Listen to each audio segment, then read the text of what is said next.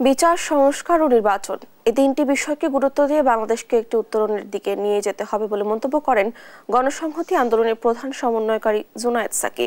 শুক্রবার জাতীয় প্রেসক্লাবের সামনে ঐতিহাসিক ফারাক্কা লং মার্চের 50 বছর উপলক্ষে গণসংহতি আন্দোলনের সমাবেশে একথা বলেন তিনি। এ সময় অন্তর্বর্তী সরকারকে রাজনৈতিক প্রতিপক্ষ হিসেবে দাঁড় করিয়ে নিজেদের মর্যাদা ক্ষুণ্ণ না করার পাশাপাশি সুস্পষ্ট রোডম্যাপ দেওয়ার আহ্বান জানান তিনি।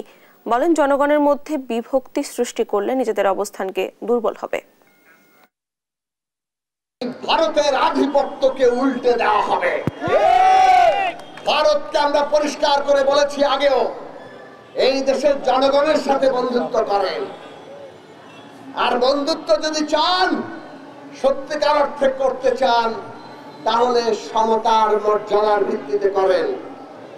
কারো অধিকার হরণ করে বন্ধুত্ব হয় না, সেইটাকে দাসত্ব বলে।